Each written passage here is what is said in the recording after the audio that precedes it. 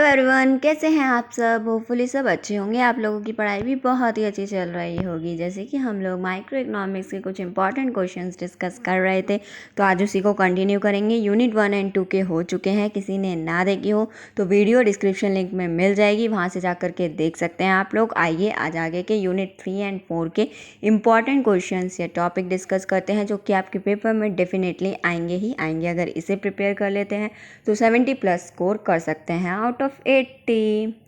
Okay, तो micro economics में 40 marks के, तो 40 में से 35+ आपके चले जाएंगे। इसके बाद हम स्टैटिस्टिक्स स्टार्ट करेंगे। ओके, तो पहले माइक्रो इकोनॉमिक्स देख लेते हैं। आइए आज का सेशन स्टार्ट करते हैं। Let's get started.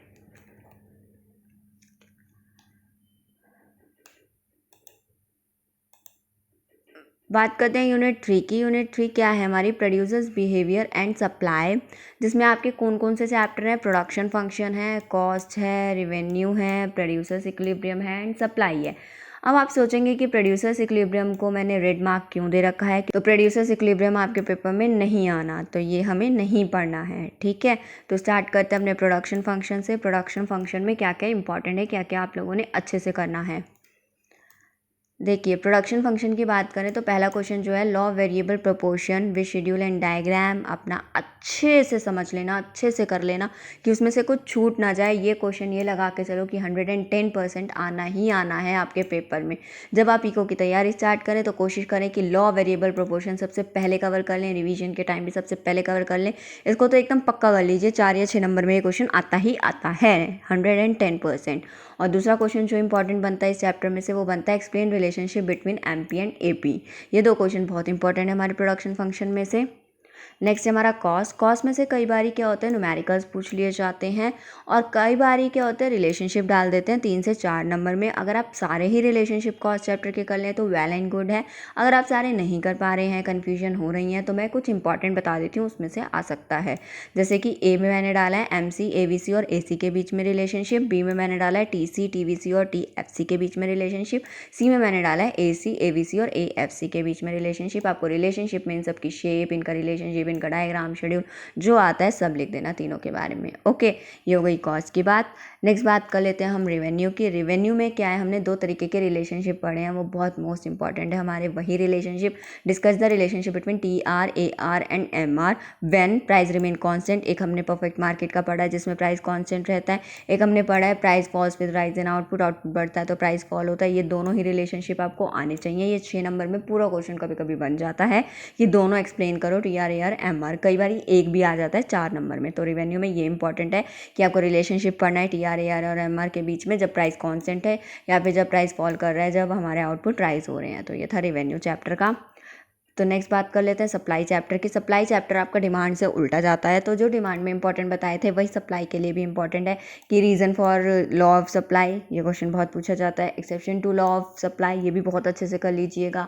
और मूवमेंट और चेंज इन सप्लाई के बारे में हम बात कर चुके हैं डिमांड चैप्टर में भी। जैसे हमने movement along the demand curve और चेंज इन डिमांड पढ़ा था, डायग्राम और डिफरेंस, इनके बीच में डिफरेंस। इसी तरीके से आपको यहाँ पर भी करना है, सप्लाई में भी यही करना है। Movement along the supply curve, change in supply, diagram और उनके डिफरेंस करने हैं।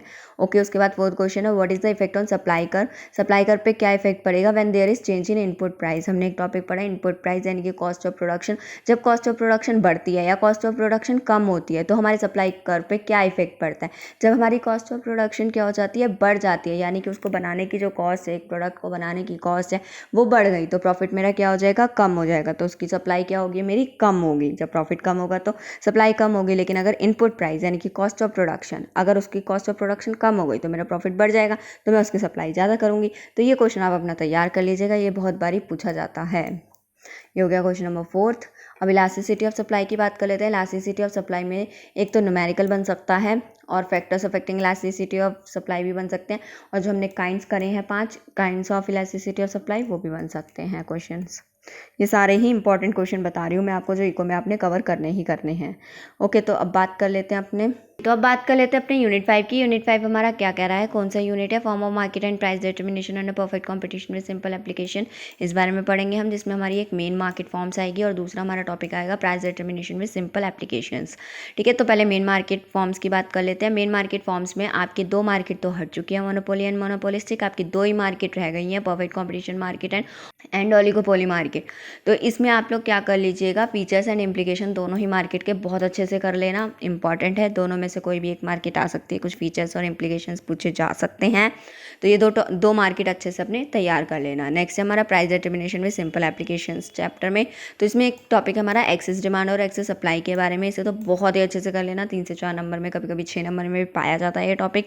और दूसरा है हमारा price ceiling and price floor के नाम से, ये भी बहुत अच्छे से कर लेना। तो मैं आपको इनके दूसरे नाम भी बता देती हूँ, कई बार ये दूसरे नाम से भी आ जाते हैं। तो जो हमारा प्राइस फ्लोर है वो किस नाम से जाना जाता है, और मिनिमम सपोर्ट प्राइस के MSP के नाम से भी जाना जाता है। तो याद रखिएगा कि अगर मिनिमम सपोर्ट प्राइस के नाम से भी आता है तो आपको प्राइस फ्लोर ही लिखना है। ठीक है, उसके बाद effect of change in demand and supply on market equilibrium. अगर आपसे किसी भी क्वेश्चन में इक्विलिब्रियम पूछा जाए और मार्केट इक्विलिब्रियम के बारे में पूछा जाए, डिमांड एंड सप्लाई से रिलेटेड मार्केट इक्विलिब्रियम पूछा जाए, अगर चेंज पूछ रहे हैं हमारे डिमांड और सप्लाई में, तो आप डिमांड एंड सप्लाई चैप्टर का चेंज बताएंगे, राइट वर्ड लेफ्ट वर्ड। अगर आपसे मार्केट इक्विलिब्रियम, अगर टॉपिक इक्विलिब्रियम से रिलेटेड पूछा जाए तो आप ये वाला टॉपिक करेंगे उसके लिए, कि डिमांड में चेंज आ रहा है, सप्लाई में चेंज आ रहा है, तो मार्केट इक्विलिब्रियम पे क्या इफेक्ट पड़ता है। ये बहुत इंपॉर्टेंट टॉपिक है, ये 6 नंबर में आ सकता है आप लोगों का। तो सारे ही केसेस कर लीजिएगा इसके जो इफेक्ट हैं।